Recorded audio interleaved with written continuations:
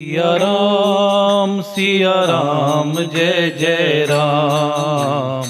राम सिया राम जय जय राम। हो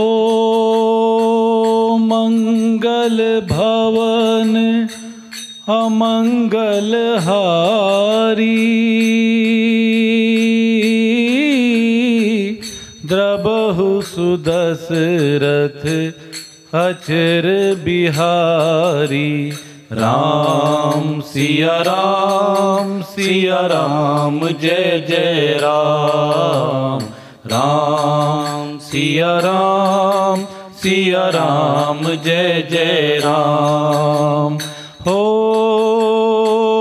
हरि अनंत हरि कथा अनंता। कहे सुने बहुविधि सब संता। राम सिया राम जय जय राम। राम सिया राम जय जय राम। राम सिया राम सिया राम सिया राम। राम सिया राम सिया राम सिया राम। राम सिया राम सिया राम सिया राम। राम सिया राम सिया राम सिया राम। राम सिया राम सिया राम सिया राम। राम सिया राम सिया राम सिया राम। जय श्री राम। जय जय श्री राम।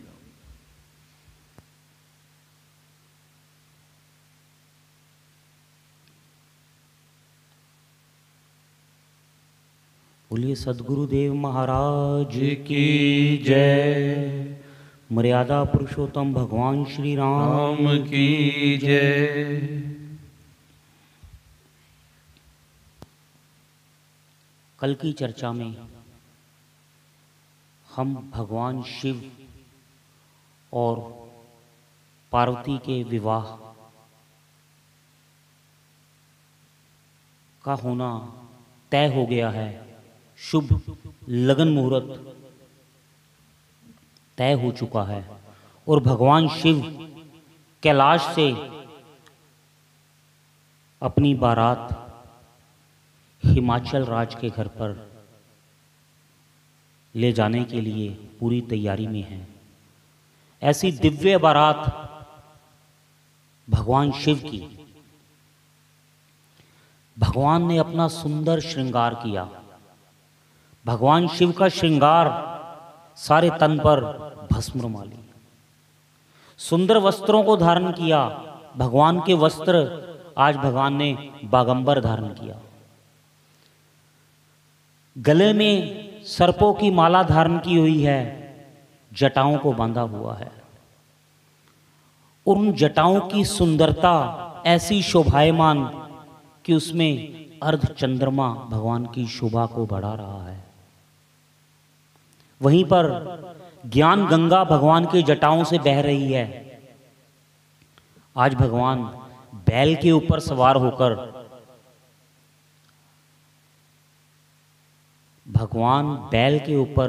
होकर भगवान की बारात निकलनी शुरू हुई है।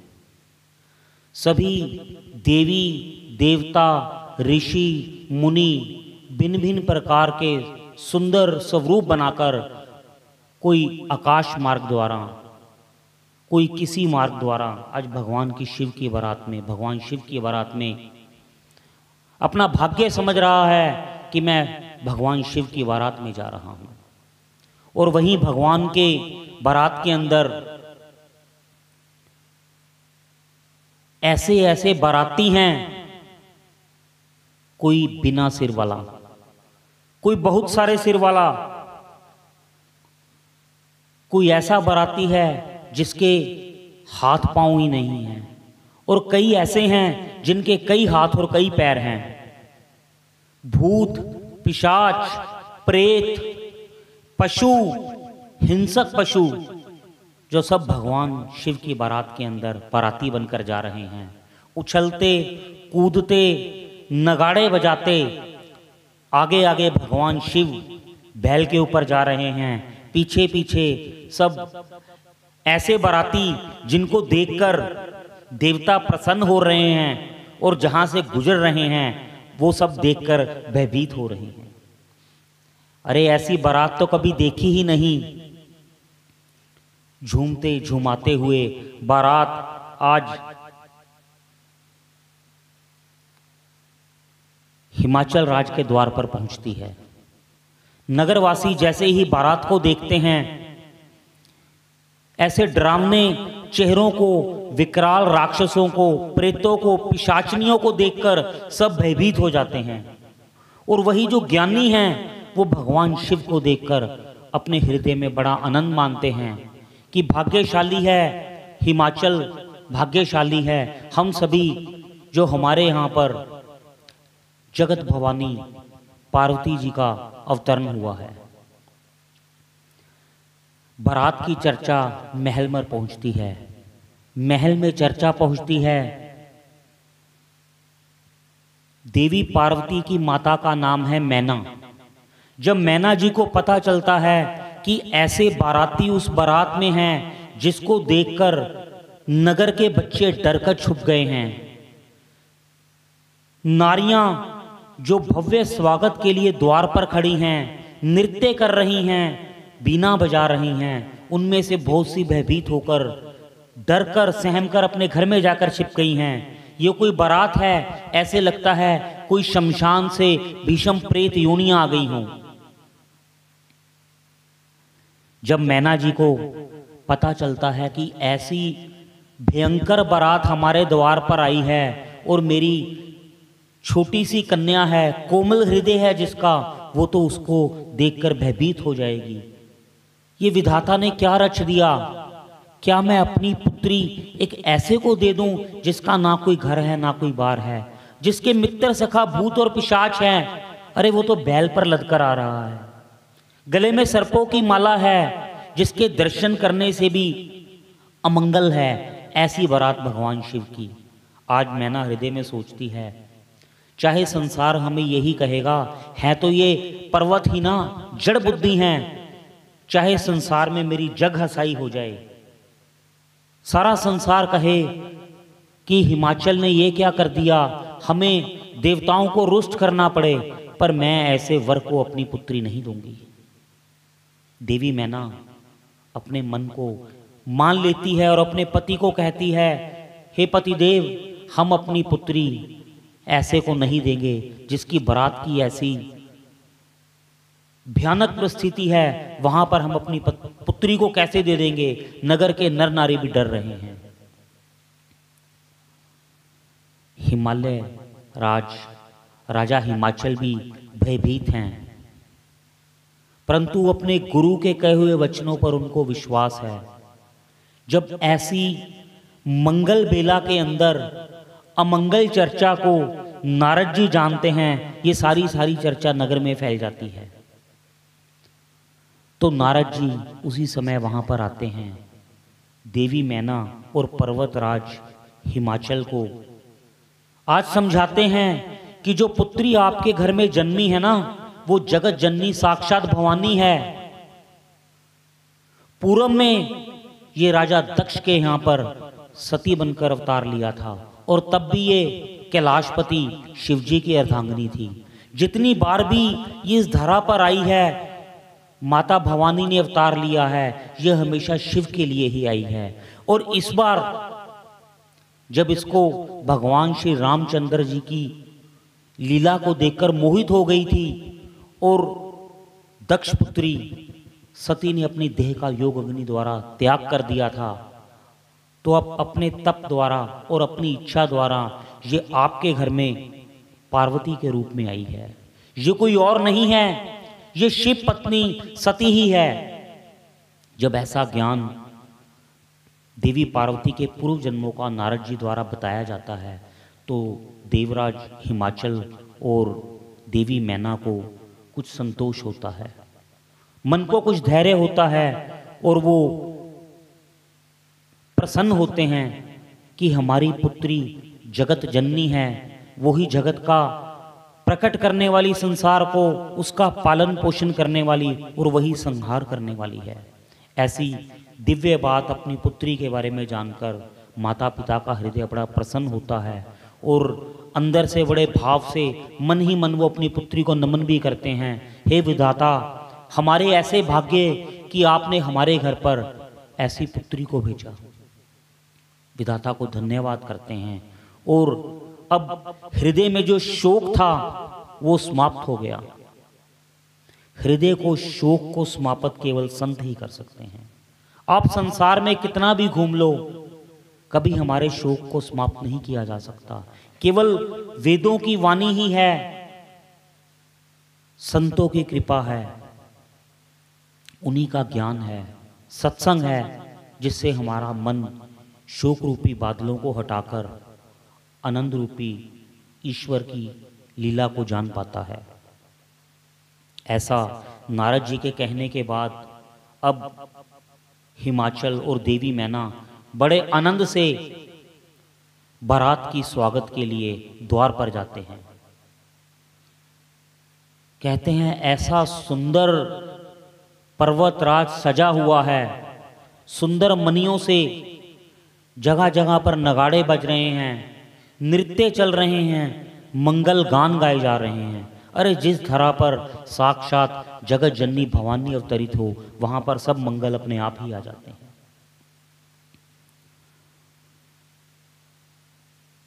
जब इस बात की चर्चा नगर में फैल जाती है कि देवी पार्वती हमेशा भगवान शिव के लिए ही बनी है, ये भवानी हैं, जगदम्बा हैं, हम सबका, पूरी सृष्टि का कल्याण करने के लिए ही आई हैं, तो सब प्रसन्न होकर नाचने लगते हैं और बारात का स्वागत करते हैं।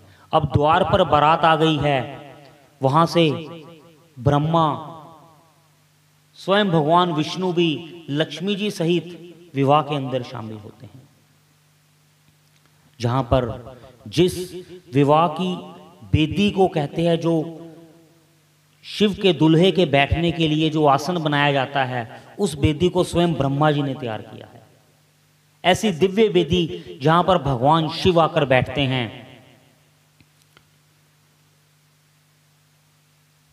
गोर वर्ण भगवान शिव का स्वरूप बहुत गोरा है, जटाओं में ज्ञान गंगा बह रही है और भगवान का शीश चंद्रमा की शोभा को बढ़ा रहा है। कहते हैं भगवान शिव के शीश पर जटाओं में लगा आधा चंद्रमा चंद्रमा की शोभा को और बढ़ा देता है। भगवान के कमल जैसे बड़े बड़े नेत्र हैं, गलों में सर्पों की माला है, मुख पर दिव्य तेज है, बागांबर भगवान पहने हुए हैं। हृदय कमल में स्वयं भगवान श्री राम विराजमान हैं और भगवान शिव के रूप का तो क्या वर्णन किया जा सकता है। लंबी भुजाएं हैं, स्वयं महादेव जो सर्वशक्तिशाली हैं, उसके बाद भी अहंकार नहीं है, मुख पर शीतलता है। वहीं देवी पार्वती का विवाह मंडल पर आगमन होता है। देवी पार्वती की शोभा शब्दों में व्यक्त नहीं की जा सकती। दिव्य रूप भगवान शिव का, दिव्य देवी पार्वती का और विवाह की सभी रस्में पूर्ण होती हैं। आज भगवान शिव देवी पार्वती का पानी ग्रहण करते हैं। नव मंडल के अंदर सभी देवी देवता फूल बरसा रहे हैं, मंगल गीत गा रहे हैं। कहते हैं देवताओं की तो कामना पूरी होने जा रही है। ऐसा दिव्य विवाह भगवान शिव और पार्वती का। अब विदाई का समय आता है। पिता माता बड़े दुख के साथ, बेटी को विदाई के समय दुख तो होता ही है और साथ में प्रसन्नता भी है कि आज वो अपने अगले जीवन की यात्रा को प्रारंभ कर रही है। बहुत से आशीर्वाद देकर अपनी पुत्री को और बहुत सा धन संपत्ति, दास दासी, घोड़े, नाना प्रकार का सामान देकर अपनी पुत्री को हिमालय विदा करते हैं और भगवान शिव अब कैलाश पर देवी पार्वती के साथ पहुंचते हैं। कहते हैं बहुत वर्ष सुख से बिताने के बाद पार्वती जी द्वारा 6 मुख वाले पुत्र कार्तिकेय का जन्म होता है। बड़े होने पर यही कार्तिकेय तारकासुर का वध करते हैं।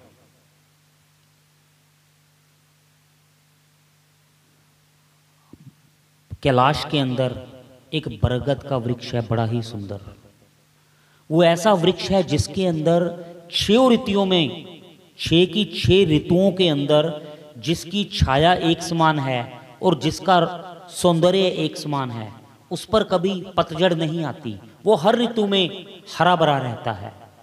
उस दिव्य वृक्ष की छांव में बैठकर भगवान शिव तप करते हैं।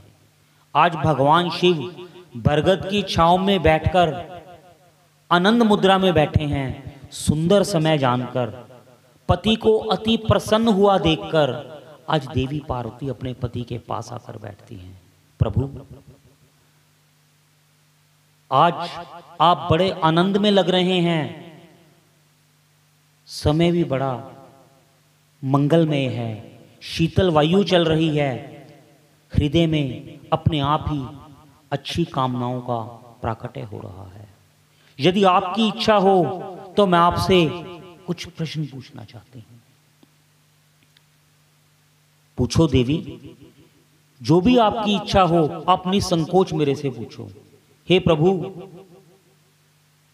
पूर्व जन्म में जिस भगवान श्री रामचंद्र जी को स्त्री वियोग में देखकर आपके बहुत बार समझाने के बाद भी मेरे मन में मोह हुआ कि ये ब्रह्म है, तो ये स्त्री के वियोग में ऐसे क्यों रो रहे हैं। मैं उनकी परीक्षा लेने गई और मुझे अपनी देह का त्याग करना पड़ा। अब कहीं मेरे मन में वो संशय दोबारा ना आ जाए, तो मैं ये जानना चाहती हूं, हे प्रभु, जो आपके हृदय कमल में हर समय विराजमान हैं, वो दशरथ नंदन रघुकुल शिरोमणि मर्यादा पुरुषोत्तम सीतापति भगवान श्री राम की कथा को मैं जानना चाहती हूं। हे प्रभु, निसंदेह श्री राम ब्रह्म है, किंतु मैं ये जानना चाहती हूं कि जो निराकार ब्रह्म है उनको साकार रूप लेकर धरा पे क्यों आना पड़ा। आज बड़ा सुंदर प्रश्न देवी पार्वती भगवान शिव से पूछती हैं कि भगवान इस धरा पर नाना प्रकार के अवतार क्यों लेते हैं। भगवान को ऐसी क्या आवश्यकता पड़ती है। निराकार ब्रह्म तो अपनी मनोकामना द्वारा ही जो चाहे कर सकते हैं। उन्हें किसी भी कार्य को करने के लिए इस धरा पे आने की जरूरत नहीं है। भगवान क्यों अवतार लेते हैं और मर्यादा पुरुषोत्तम भगवान श्री राम साकार रूप लेकर इस धरा पर क्यों आए, मैं इस बात को जानना चाहती हूं। मैं भगवान श्री राम के बाल रूप की लीलाओं को सुनना चाहती हूं। मैं उनके विवाह की वार्ता को जानना चाहती हूं। विवाह उपरांत उनको वन में जाना पड़ा, क्या कारण था उनको वन में जाना पड़ा। उन्होंने वन में जाकर राक्षसों का वध किया, मुनियों से कई आशीर्वाद प्राप्त किए और मुनियों के जीवन को धन्य किया उनको अपने दर्शन देकर। मैं इन सभी श्री राम के चित्रों को विस्तार सहित आपसे श्रवण करना चाहती हूं। ऐसे सुंदर मनोकामना को जानकर भगवान शिव ने कहा, धन्य है देवी, धन्य है आपकी जिज्ञासा, धन्य है आपकी जिज्ञासा के अंदर जगत का कल्याण छुपा हुआ है।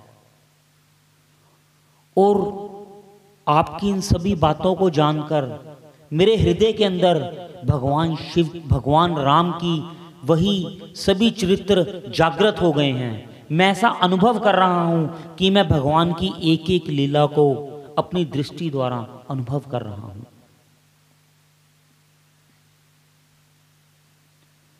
हे देवी, श्री राम की सभी लीलाएं हैं हमारे सभी संशयों को दूर करने वाली है।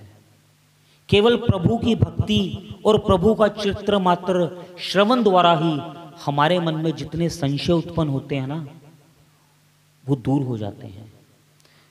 हम हर वक्त डाउटफुल रहते हैं कि हमें ये करना है या नहीं, ये नहीं करना, हमें किस मार्ग पर जाना है और किस मार्ग पर नहीं जाना, क्या जो मैं कर रहा हूं मेरे जीवन में ये ठीक है या गलत है।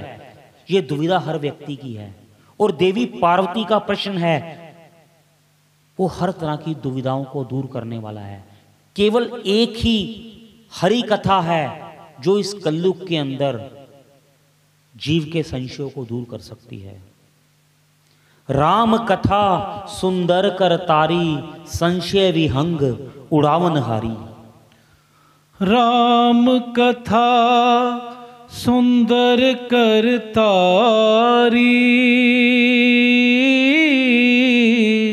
संशय विहंग उड़ावन हारी।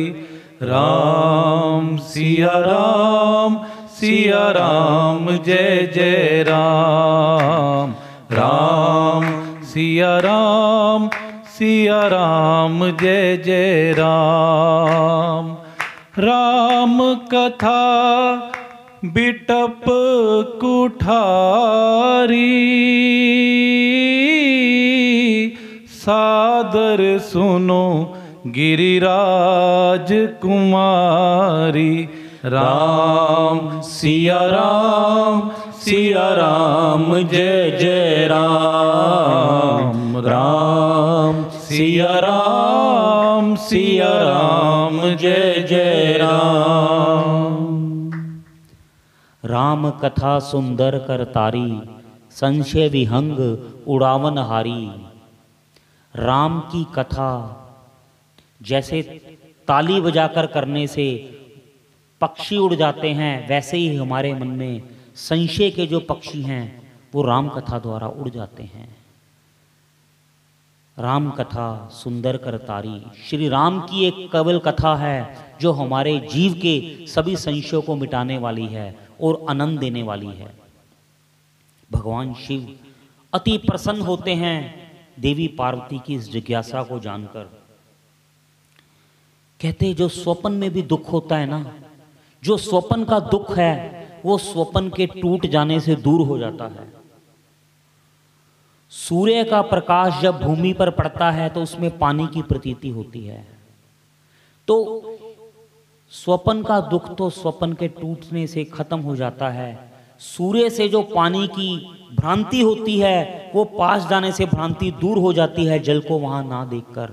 लेकिन जीव के हृदय के अंदर जो संसार रूपी विषयों की जो एक भ्रांति होती है ना कि मुझे क्या करना है, ये मेरे माता हैं, ये मेरे पिता हैं, ये मेरी पत्नी है, ये मेरे रिश्तेदार हैं, ये मेरी संपत्ति है, ये मेरा भाई है, ये मेरा धन है, ये जितनी मीरा है ये अपने आप में एक संशय है। तो हरि कथा द्वारा हमारे जीव के अंदर जितने संशय हैं, राम कथा उन सभी संशयों को दूर करती है। इस माया रूपी संसार से हमको हरि चरणों में लगाती है। ऐसी श्री राम कथा है। भगवान की लीला को भगवान के अलावा कोई जान नहीं सकता। हे पार्वती,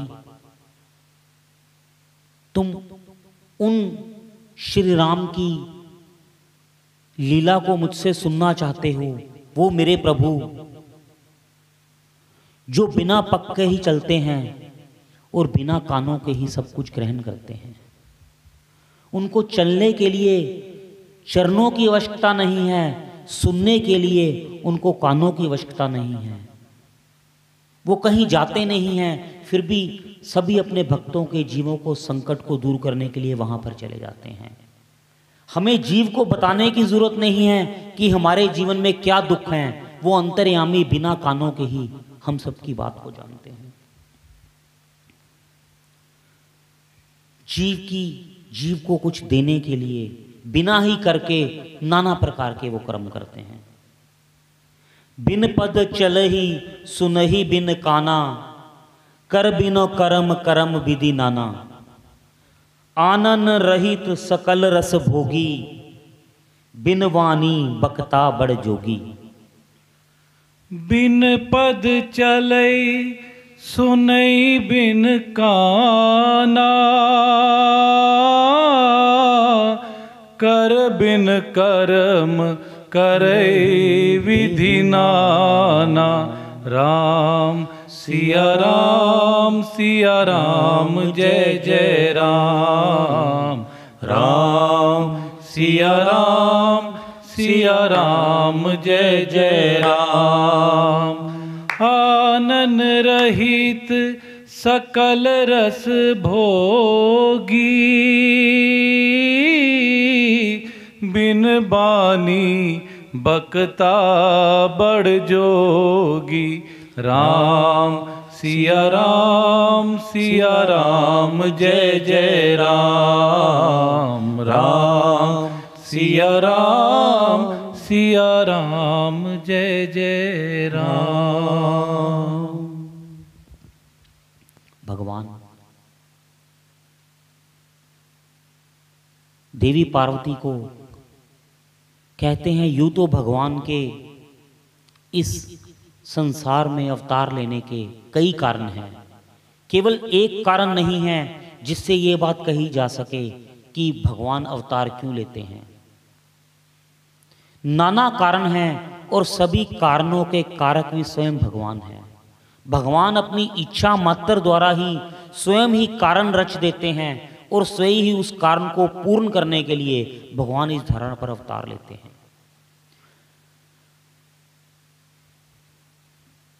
हरि की कथा अनंत है और हरि की लीलाएं भी अनंत हैं, फिर भी देवी पार्वती उनमें से कुछ मैं आज आपको सुनाता हूं। कहते हैं भगवान के दो द्वारपाल हैं, जय और विजय, जो हर वक्त भगवान के द्वार के ऊपर द्वार की रक्षा के लिए हैं। एक बार सनातन सनत कुमार भगवान के दर्शनों के हेतु वैकुंठ लोक को गए। जय और विजय भगवान के द्वारपाल द्वार पर खड़े हैं और सनत कुमारों को रोक लेते हैं। भगवान के दर्शन करने के लिए उनको द्वार पर रोक लेते हैं और संत कुमार जय और विजय को श्राप देते हैं कि जाओ, आपने अभिमान के वश आकर हमारा अपराध किया है, संतों का अपराध किया है। हम तुम्हें श्राप देते हैं कि तुम 3 जन्म तक मृत्यु लोक के अंदर राक्षस योनि के अंदर पैदा हो गए। जय और विजय क्षमा करते हैं। ऐसी आवाज को सुनकर स्वयं भगवान विष्णु भी द्वार पर आ जाते हैं। हे प्रभु, हमसे भूल हो गई। सनत कुमारों से जय और विजय क्षमा मांगते हैं, कृपया हमें क्षमा कीजिए। तब भगवान विष्णु कहते हैं कि संतों का जो श्राप है वो मिथ्या नहीं हो सकता, पर जितनी बार भी तुम धरा पर जाओगे तुम्हें मुक्त करने के लिए मैं उतनी बार अवतार लूंगा। अब उन संतों के श्राप को सत्य करने के लिए भी भगवान धरा पर आते हैं और अपने द्वारपालों को दिए वचन के लिए उन पर कृपा करने के लिए भगवान आते हैं। वे ही जय और विजय हिरण्याक्ष और हिरण्यकशिपु बनकर आए, जिनके लिए भगवान वराह और नरसिंह अवतार लेकर उनका उद्धार किया। वही त्रेता के अंदर रावण और कुंभकर्ण बनकर आएंगे। ऐसा भगवान शिव पार्वती को बताते हैं कि केवल यही कारण नहीं है कि भगवान अवतार लेकर आए। एक बार की बात है, एक कल्प के अंदर जलंधर दैत्य हुआ। जलंधर दैत्य इतना बलशाली था, उसने अपने बल द्वारा सारी सृष्टि को जीत लिया। देवी देवताओं के अंदर हाहाकार मच गई कि जलंधर ने सब पर विजय पा ली और सब उससे कोई जीत नहीं पा रहा। उससे क्यों नहीं कोई जीत पाता? क्योंकि जो जलंधर की धर्म पत्नी है वो बड़ी पतिव्रता स्त्री है। उसके पतिव्रत के आगे कोई भी उसका वध नहीं कर सकता। उसको अजर और अमर का वरदान मिला। जब सभी देवता उसके अत्याचार से दुखी होकर भगवान की शरण में जाते हैं तो भगवान छल द्वारा जलंधर का वध करते हैं। तब भगवान को एक श्राप मिलता है कि तुमने छल द्वारा मेरे पति को मारा है, तुम्हें भी इस मृत्यु लोक में जन्म लेना पड़ेगा। उस श्राप को पूर्ण करने के लिए भगवान जन्म लेते हैं। केवल यही कारण नहीं है, एक श्राप भगवान को स्वयं नारद जी ने भी दिया। प्रभु, नारद जी, ब्रह्मा जी के पुत्र नारद, क्या भगवान को श्राप दिया उन्होंने? ये बात क्या है? ऐसा क्या हुआ जो भगवान नारद को स्वयं, जो हर वक्त नारायण नारायण का सिमरन करते हैं, उन्होंने स्वयं नारायण को श्राप दे दिया? हे प्रभु, मैं इस वार्ता को और इस कथा को पूर्ण रूप से श्रवण करना चाहती हूं।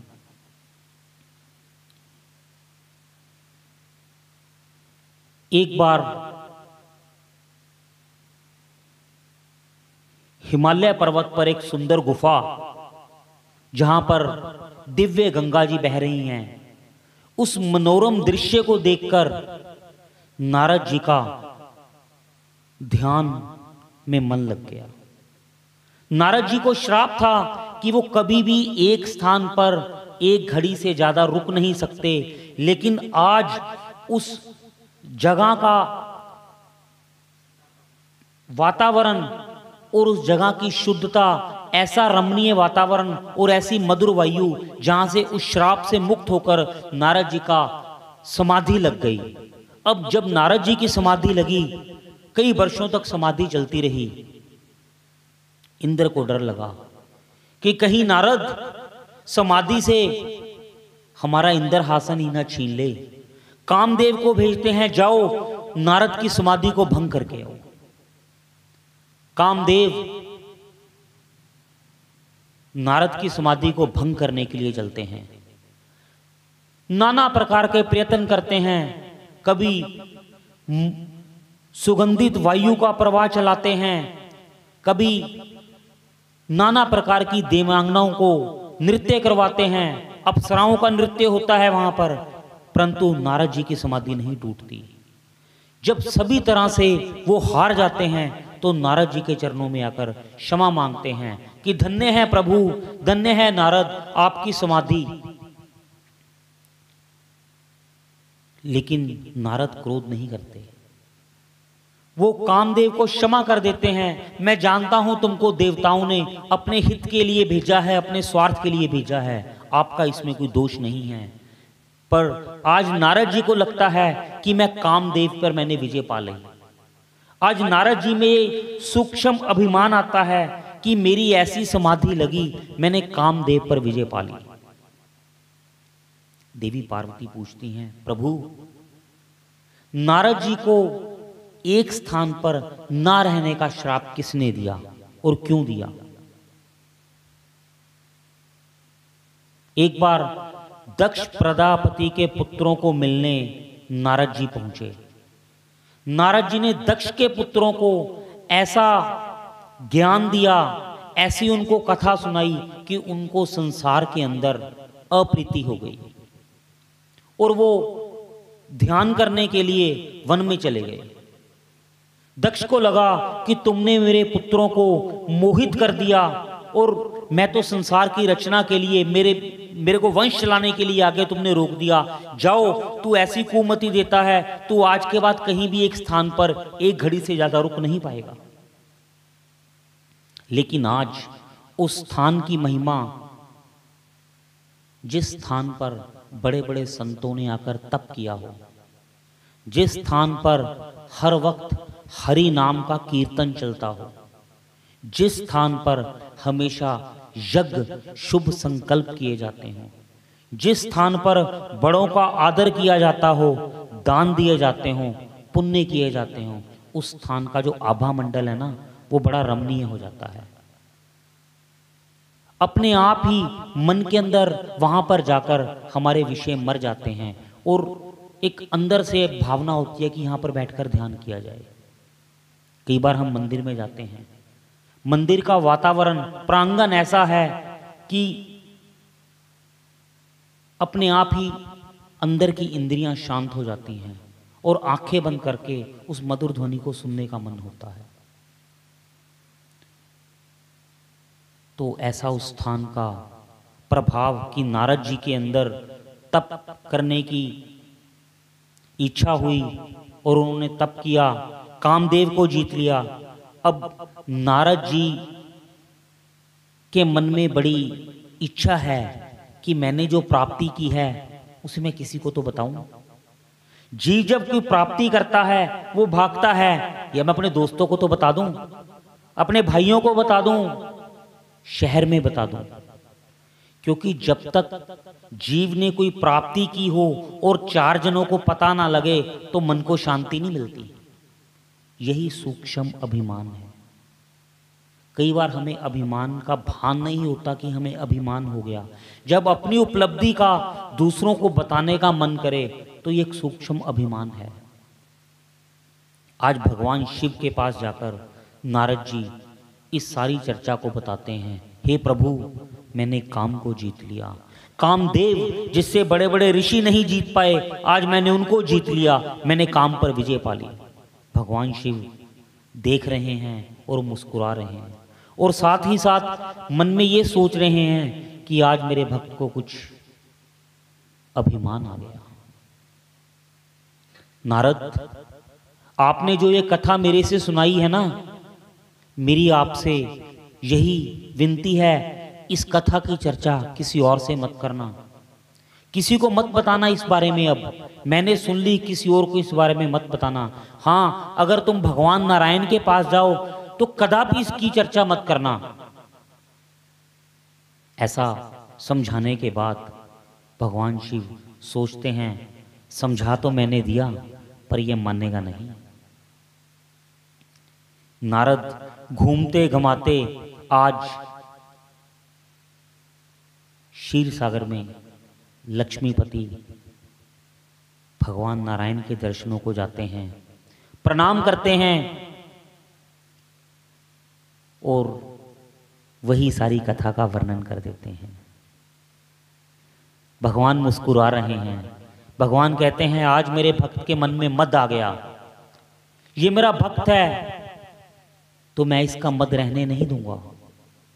जीव की बुद्धि के अंदर जो अभिमान है वो जीव का नाश कर देता है। धन का मद, यौवन का मद, स्त्री का मद, वैभव का मद, शक्ति का मद, ये ऐसे मद हैं जो जीव का नाश कर देते हैं। जो द्रव्य के मद है ना, ये तो कुछ टाइम के बाद उतर जाते हैं, लेकिन जो ये वाले मद हैं ये दिन ब दिन बढ़ते हैं, ये कभी उतरते नहीं। तो भगवान कहते हैं, तू मेरा भक्त है, इसके मन के अंदर जो मद आया है इसका कल्याण तो मैं अवश्य करूंगा। नारद भगवान को प्रणाम करके वहां से चलते हैं। अब भगवान विष्णु अपनी माया द्वारा एक 100 योजन का नगर तैयार करते हैं। बहुत सुंदर नगरी तैयार करते हैं, जो वैकुंठपुरी से भी ज्यादा सुंदर है, इंद्रलोक से भी ज्यादा सुंदर है। ऐसी नगरी कहीं है ही नहीं। ऐसी भव्य सुंदर नगरी की रचना करते हैं। नगर के अंदर एक राजा है जिसका नाम है शील निधि। उसकी एक अति सुंदर कन्या है जिसका नाम है विश्व मोहिनी। नारद जी नारायण से मिलने के बाद जाते हैं और उस 100 योजन के नगर के अंदर प्रवेश कर जाते हैं। अरे ऐसी भव्य नगरी आज तक तो मैंने नहीं देखी। सुंदर द्वार, सुंदर नगरी, सुंदर मार्ग को देखते हुए नारद जानने के मत से आकर्षित होकर उस नगरी के अंदर प्रवेश कर जाते हैं। नगर के नर नारियां बहुत सुंदर हैं, सुंदर गान चल रहे हैं, फूलों से सारी नगरी सजी हुई है। पता चलता है आज ये इस नगरी को इतना क्यों सजाया हुआ है। सुंदर वेश देखकर नारद जी का वो जानते हैं कोई ब्रह्म ऋषि है। हे ब्राह्मण देवता, हमारे राजा है ना, उनकी कन्या है, आज उसका स्वयंवर है। अच्छा स्वयंवर है, आप भी हमारे राजमहल में पधारिए। हमारे राजा बड़े दयालु हैं और ब्राह्मणों का बड़ा आतिथ्य करते हैं, बड़ा स्वागत करते हैं। उनको बड़ा अच्छा लगेगा कि आप जैसे दिव्य ऋषि आज हमारे नगर में आए हैं और उनकी पुत्री का स्वयंवर है, आप उनको शुभाशीष देकर जाना। ऐसा जानकर नारद जी आज शीलनिधि राजा के महल में जाते हैं। राजा बहुत स्वागत करता है, अपनी पुत्री को बुलाता है। पुत्री आओ, ब्रह्म ऋषि आए हैं, इनको प्रणाम करो। जैसे ही नारद विश्व मोहिनी का स्वरूप देखते हैं, उसका रूप देखते हैं, ऐसा दिव्य रूप साक्षात देवी लक्ष्मी ही विश्व मोहिनी बनकर आई हुई हैं। नारद जी के मन के अंदर काम प्रकट होता है।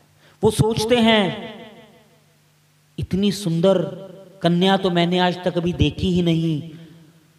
शीलनिधि कहते हैं आप इसकी जन्म पत्री भी देखिए, हाथ देखिए मेरी पुत्री का और इसके भविष्य के बारे में बताइए।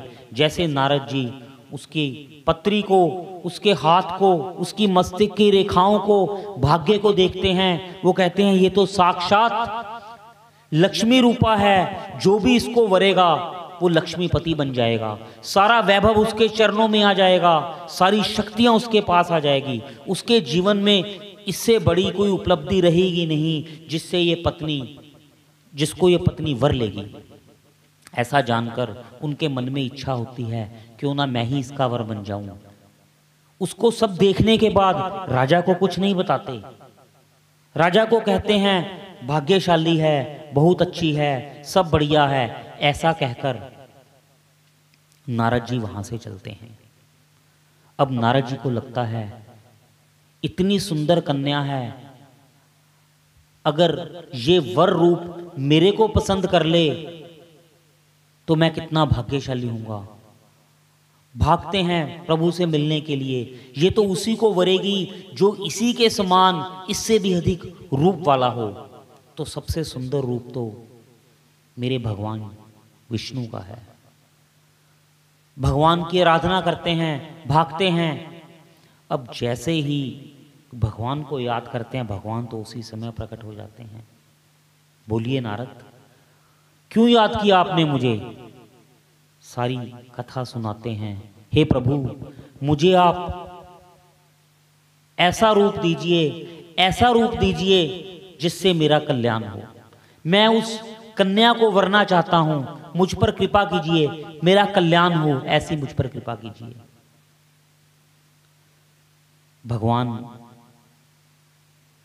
कहते हैं नारद, मैं तुम्हें वो रूप दूंगा जिसमें तेरा कल्याण होगा। आज नारद भगवान की बात को सुन नहीं रहे हैं ध्यान से। भगवान ने ऐसा कहा, मैं तुम्हें वो रूप दूंगा जिससे तुम्हारा कल्याण होगा। और नारद जी समझ रहे हैं भगवान मुझे वो रूप देंगे जिससे मुझे वो कन्या वर लेगी।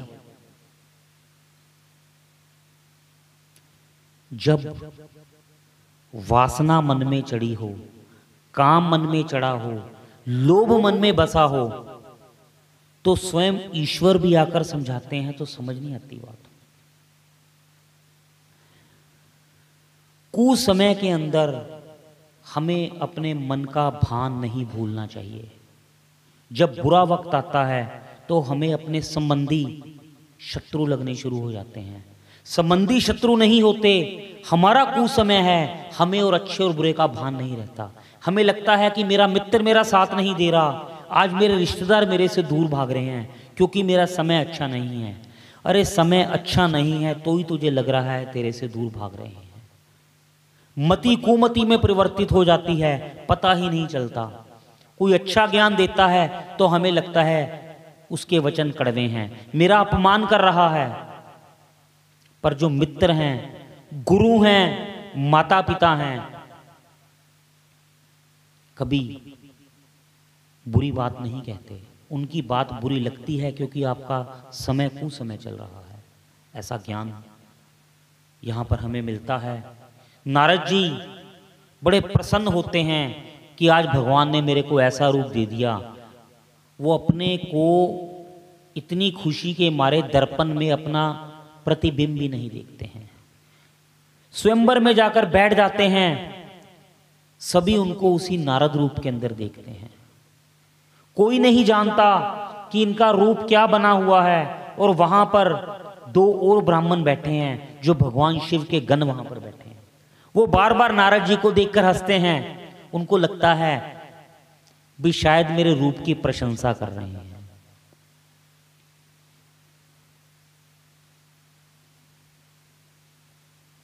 सुंदर कन्या स्वयंवर में आती है, एक एक करके राजाओं को देखती है। अब मेरी तरफ आएगी, अब मेरी तरफ आएगी, अब मेरी तरफ वो आएगी, ऐसा उसकी प्रतीक्षा करते हैं। इतने ही स्वयं भगवान नारायण वहां पर हैं। देवी लक्ष्मी नारायण को वर लेती हैं। अब नारद जी को क्रोध की कोई सीमा नहीं रही, बहुत ही क्रोध आता है। जब अपने को वरा हुआ ना देखते हैं तो वो दो जो शिव के गण वहां बैठे हैं ब्राह्मणों का रूप बनाकर, वो कहते हैं अपना वानर जैसा मुंह तो देख एक बार, तुम इतना इतरा रहे हो। तब नारद जी जल के अंदर अपना प्रतिबिंब देखते हैं और अपना मुख वानर जैसा बना हुआ देखते हैं। बहुत क्रोधित होते हैं। लोग सभी मुझ पर हंस रहे थे और मैं वहां पर खुश होकर बैठा हूं। आज ना विष्णु ने मुझको ठग लिया। आज भगवान नारद अपने भगवान को भगवान की माया के वश में आकर ऐसे वचन बोलते हैं, विष्णु तू नहीं जानता तूने इस बार किससे पंगा ले लिया। तू जो करता है उसी को ही सही समझता है। जब समुद्र मंथन हुआ तूने शिव को विष दे दिया, असुरों को तूने मदिरा पिला दी और लक्ष्मी को और कौस्तुभ मणि को खुद ले गया। तू शुरू से ही छलिया है। अरे तू तो भगवान शिव से भी छल करता है, देवताओं से भी, देवताओं के कारण तू राक्षसों से छल करता आया है। लेकिन इस बार तुझे नहीं पता तेरा पंगा किसके साथ पड़ा है। मैं तुम्हें क्षमा नहीं करूंगा। और नारद जी आज अपने प्रभु को श्राप देते हैं, जा तूने जैसा मेरे को रूप दिया ना, और जिस तरह मैं अपनी इस प्रियतमा के वियोग में जल रहा हूं, तू भी मृत्यु लोक में जाएगा और अपनी पत्नी के लिए वियोग के अंदर तड़पेगा। और जो रूप तूने मेरे को दिया है और वही वानर की सहायता तेरे को लेनी पड़ेगी। भगवान शांत हैं और अपनी माया का प्रभाव नारद जी से हटाते हैं। जैसे ही माया का प्रभाव नारद जी से उठता है वो भगवान के चरणों में दंडवत करते हैं, प्रभु क्षमा, प्रभु क्षमा, ये मुझसे कैसी भूल हो गई, ये मैंने क्या कह दिया, प्रभु मेरे वचनों को झूठा कर दो, मेरे वचनों को झूठा कर दो। भगवान कहते हैं नहीं नारद, तुम्हारे वचनों को मैं झूठा नहीं करूंगा। आज भगवान अपने भक्त नारद के श्राप को अपनी इच्छा द्वारा स्वीकार करते हैं और उस नारद के श्राप को सत्य करने के लिए अवतार लेते हैं।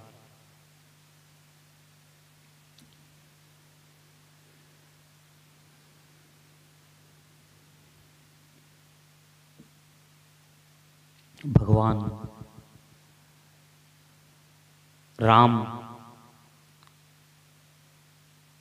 इस धरा पर अवतार लेकर आते हैं नारद जी के श्राप को सत्य करने के लिए, जलंधर की पत्नी के श्राप को सत्य करने के लिए, जय और विजय को जो सनकादिक ने श्राप दिया है उनको सत्य करने के लिए। भगवान अपने भक्त के वचन को सत्य करने के लिए कितने कष्ट सहते हैं। भगवान रामचरित्र के अंदर भगवान ने कितना कष्ट सहा। कृष्ण लीला के अंदर भगवान कारागाह में प्रकट हुए। अपने भक्तों के वचनों को सत्य करने के लिए भगवान ने कितना कष्ट सहा। ऐसे ऐसे भगवान जो खुद कष्ट सहकर अपने भक्तों के वचनों को पूरा करता है, वो भगवान है। वो चाहते तो अपने समर्थ द्वारा, अरे अपने भक्त की वचन को भी सत्य करने की शक्ति भी तो भगवान ही देते हैं, लेकिन ऐसी लीला भगवान राम की। और वहीं श्री राम कहते हैं मुझ में मेरा कुछ नहीं है, मेरे पे तो कृपा मेरे आराध्य शिव की है। और शिव कहते हैं मेरे आराध्य स्वयं भगवान राम है। देवी पार्वती और शिव कथा चर्चा कर रहे हैं और भगवान शिव उस चरित्र को जी रहे हैं। हृदय में श्री राम का ध्यान करते हुए लीला चरित्र के अंदर ही प्रभु खो जाते हैं। भगवान राम कहते हैं कि प्रभु जिस पर जेह पर कृपा न करही पुरारी, सोना पाव मुनि भक्ति हमारी। जेहि पर कृपा न करहि पुरारी, सो न पाव मुनि भक्ति हमारी। राम सिया राम सिया राम जय जय राम। राम सिया राम जय जय राम। राम सिया राम जय जय राम। राम सिया राम जय जय राम।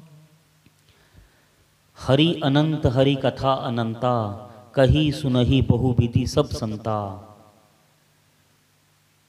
केवल यही कारण नहीं है भगवान के अवतार लेने का, एक कारण और भी है देवी। याज्ञवल्क्य जी मुनि भारद्वाज मुनि को बताते हैं कि भगवान शिव ने पार्वती को एक कथा और सुनाई। कहते एक कल्प के अंदर मनु और शतरूपा भगवान का घोर तप करते हैं। बहुत तप करने के बाद भगवान प्रसन्न होते हैं। भगवान प्रकट होते हैं और कहते हैं वरदान मांगो मेरे से। तब मनु कहते हैं प्रभु वैसे तो आपका तप करते हुए मेरे मन के अंदर जितने विकार हैं वो समाप्त हो चुके हैं, मेरे मन में किसी चीज की लालसा नहीं है, पर फिर भी एक इच्छा है। भगवान ने कहा आप जो चाहें सो मांग लें, मैं उसको अवश्य पूरा करूंगा। तब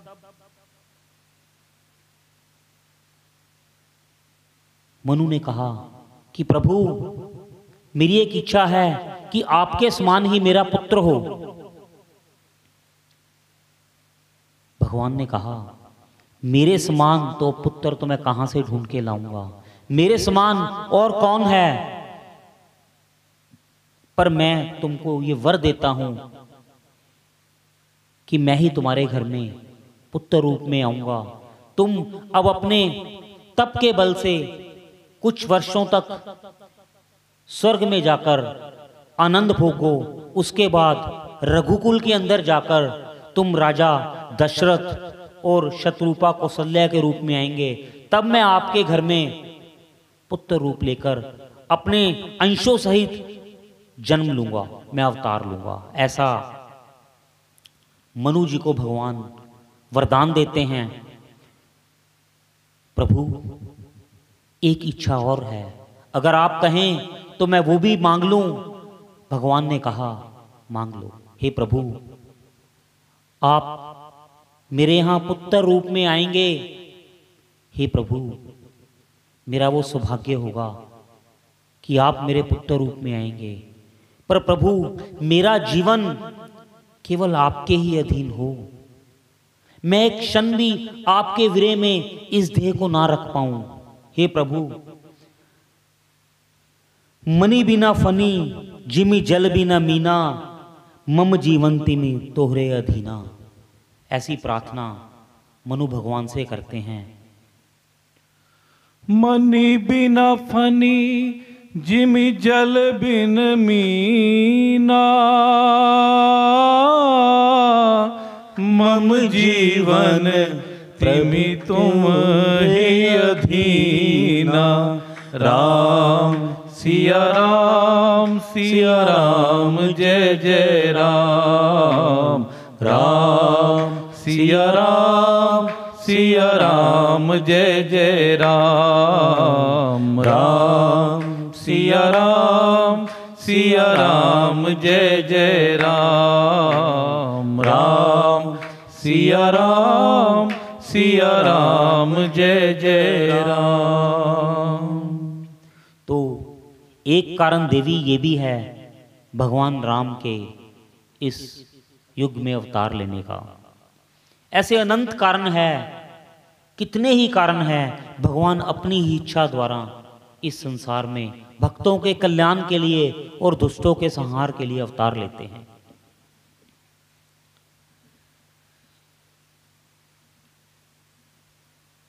एक बार कैकेयी देश में सत्यकेतु नाम का एक राजा हुआ।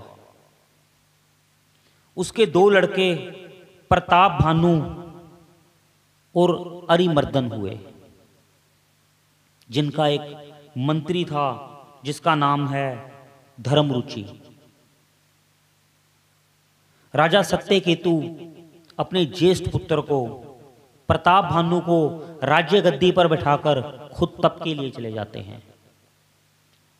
कहते हैं राजा प्रताप भानु इतना प्रतापी राजा हुआ, इतना धर्मज्ञ राजा हुआ, इतना दानी राजा हुआ, इतना हरि भक्त हुआ कि पूरे राज्य में उसकी जय जयकार होने लगी।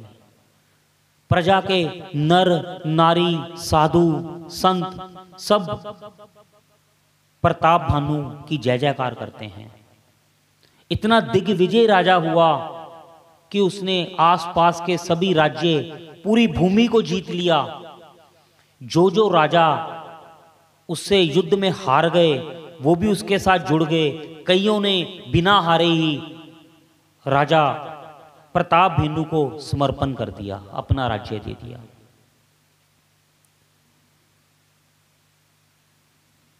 राजा प्रताप भानु को शिकार करने गए, वहां पर उनको एक दिव्य सूअर दिखा जिसके दांत चंद्रमा की भांति चमक रहे थे। बड़ा दिव्य शरीर, पहाड़ की तरह बड़ा, एक अलग तरह का, विलग तरह का सूअर देखकर राजा प्रताप भानु उसके पीछे पीछे घोड़ा लेकर भागे। सूअर कभी दिखता है, कभी अदृश्य हो जाता है, कभी अपने आप को भूमि के अंदर छुपा लेता है, कभी बहुत तेज भागता है। प्रताप भानु सारी सेना पीछे रह गई और अकेले ही उसके पीछे धनुष बांध लिए उसका शिकार करने के लिए जा रहे हैं। दूर गुफा में जाकर वो सूअर छुप गया।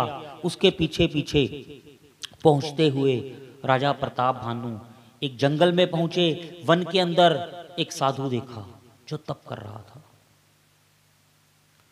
वो जो साधु था वो साधु के भेष में राजा था। वो एक राजा था जो प्रताप भानु के द्वारा युद्ध में हारा हुआ था और अपनी अपमानित होकर अपनी जान को बचाकर वो वन में जाकर साधु भेष में रह रहा था। उसने दूर से ही जान लिया कि राजा प्रताप भानु आ रहा है, लेकिन एक साधु होने का वो नाटक करता रहा। और वो जो सूअर था वो एक राक्षस था। वो ब्राह्मण और वो सूअर आपस में मिले हुए थे। उन्होंने योजना बनाकर ही प्रताप भानु को अपने वहां पर बुलाया था। संत प्रताप भानु को जल देता है, बहुत सी ज्ञान की वार्ता करता है। प्रताप भानु संतों को आदर करने वाला राजा है। अपना परिचय देता है। प्रताप भानु कहता है कि मैं राजा प्रताप भानु का मंत्री हूं और ऐसे ही मैं जंगल में भटक गया हूं, रात्रि बहुत हो गई है। वो संत कहता है आज रात आप मेरी कुटिया में ही सो जाएं। पूरी रात उसको ज्ञान देता है और अपने दिव्य नेत्रों द्वारा उसको कहता है कि तू स्वयं राजा प्रताप भानु है, मैं तेरी लीला को जानता हूं। जब ऐसा परिचय प्रताप भानु संत से सुनता है, उसका और भी विश्वास उसके अंदर बन जाता है। ऐसी मीठी मीठी धर्म की बातें करता है कि प्रताप भानु उसको अपना गुरु मान लेता है। अब कहता है प्रभु आप बताइए क्या मेरे लिए उचित है। वो कहता है कि अगर मैं तेरे ना राज्य में आऊं और तेरे महल के अंदर मैं एक भोग बनाऊं और तभी तू सारे संतों को भोजन के लिए आमंत्रित कर ले और तू मेरे हाथों का बना, तू अपने हाथ से परोसे, तो सभी संत प्रसन्न होंगे और तेरे को बहुत आशीष देंगे, तो तेरे को कोई मार नहीं सकेगा, तू हमेशा इस धरा का राजा बना रहेगा। पर मैं कभी शहर में नहीं जाता, मेरा ये प्रण है।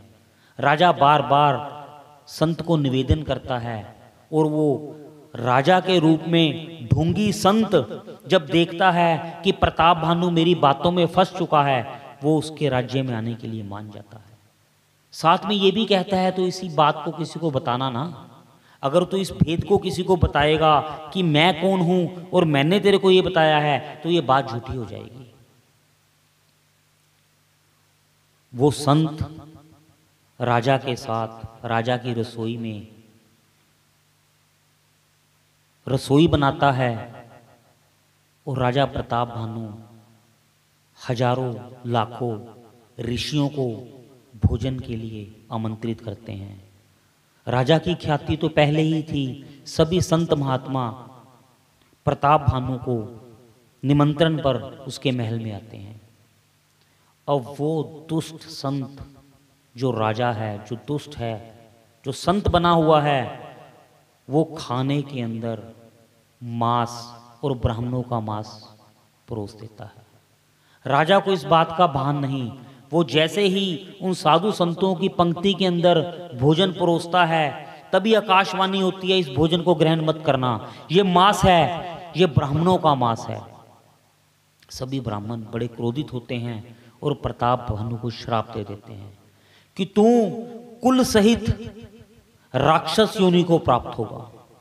तभी आकाशवाणी दोबारा होती है, इसमें राजा का कोई दोष नहीं है, वो तो इस बात को जानता ही नहीं, और सारी कथा बता देते हैं। कहते हैं वही प्रताप भानु रावण बना और प्रताप भानु का भाई कुंभकर्ण बना, और जो उसका मंत्री था, जो बहुत धर्मज्ञ था, धर्मरुचि जिसका नाम था, उसका सौतेला भाई विभीषण बन के आया। तब हरि ने कहा कि तेरे उद्धार के लिए मैं ही आऊंगा। वही रावण इतना शक्तिशाली बना, ऋषि कुल में प्रकट हुआ, अपने तेज और अपनी भक्ति द्वारा उसने देवताओं को प्रसन्न कर लिया और बहुत प्रकार की शक्तियां अर्जित कर ली। कहते कुंभकर्ण ने जब ब्रह्मा जी को प्रसन्न किया तो वो इंद्र आसन मांगना चाहता था, लेकिन सरस्वती जी ने उनकी जीभा पे बैठकर उससे निंद्रासन कहलवा दिया। एक दिन के अंदर वो इतना भोजन खा जाता था, अगर वो एक वर्ष तक जागता ना, अगर वो निद्रा ना लेता तो पूरी सृष्टि की वनस्पतियां ही वो खा जाता। तो इस कारण धरती के ऊपर भोजन को, अन्न को बचाने के लिए उससे ऐसा कहलवाया गया। वो केवल 6 महीने बाद एक दिन के लिए जागता था, उसके बाद वो फिर 6 महीने के लिए सो जाता था। वो भीषण हरि भक्त हुए, राक्षसों के बीच में रहते हुए भी, रावण और कुंभकर्ण के बीच में रहते हुए भी उन्होंने हरि नाम का गुणगान हमेशा किया। पूर्व के संस्कारों का भान हमेशा रहता है। रावण के पुत्र हुए मेघनाथ, जो इतने बलशाली, जब युद्ध में वो गरजते थे तो मेघों की तरह बरसते थे। सभी देवता मेघनाथ के नाम से ही भयभीत हो जाते थे। और जब रावण ने ये देखा, रावण ने वर मांगा कि मेरी किसी के द्वारा मृत्यु ना हो। रावण ने कहा, ब्रह्मा जी ने कहा ऐसा तो संभव नहीं है। तो रावण ने कहा साधारण मनुष्य और वानर मेरे को मार ना पाए, साधारण मनुष्य और वानरों के अलावा मेरे को कोई मार ना पाए। तो ब्रह्मा जी ने तथास्तु कहकर उसको ऐसा वरदान दिया। रावण को लगा साधारण मनुष्य मेरे को कहाँ से मार लेगा, और उसने कहा कोई और देवताओं से वरदान ना ले ले, ब्रह्मा जी से वरदान ना ले ले। उसने जितने धरती के ऊपर ऋषि मुनि तप करते हैं, सबके यज्ञों को नष्ट करना शुरू कर दिया। उसने अपने सभी सेना को बोला, जहां पर भी कोई धर्म का कार्य करता है, यज्ञ करता है, उसको विध्वंस कर दो। ना ही यहाँ पर ब्राह्मणों का पूजन होगा, ना ही कोई देवताओं का तप करेगा। तप ही नहीं करेगा तो वो शक्ति कहाँ से लाएगा। तो इस तरह जब धरती पर पाप अति बढ़ जाता है, क्लेश बढ़ जाते हैं, तब भगवान इस धरती को, इस धरा पर धर्म की रक्षा के लिए बार बार अवतार लेते हैं। इसके बाद भगवान शिव देवी पार्वती को कहते हैं, अनेकों कारण हैं भगवान के इस धरा पे अवतार लेने के, जिसमें से कुछ मैंने आपको कहे। अब इसके बाद मैं उस पावन लीला की चर्चा आपको सुनाता हूं, जब मेरे आराध्य मर्यादा पुरुषोत्तम भगवान श्री राम राजा दशरथ के घर अवतार लेते हैं। इसकी चर्चा हम कल करेंगे। राम सिया राम, सिया राम जय जय राम, राम सिया राम, सिया राम जय जय राम, राम सिया राम, सिया राम जय जय राम। एक बहुत ही मधुर भाव सभी मिलकर गाएंगे। राम का गुणगान करिए, राम का गुणगान करिए, राम का गुणगान करिए, राम का गुणगान करिए।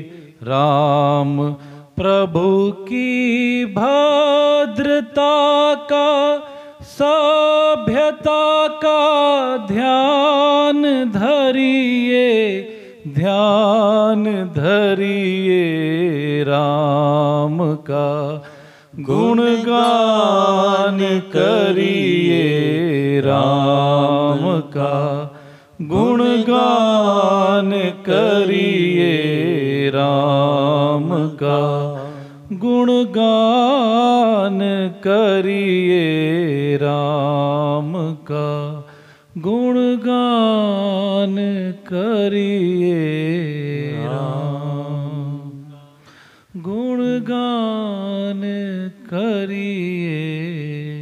बोल मर्यादा पुरुषोत्तम भगवान राम की जय। हर हर महादेव।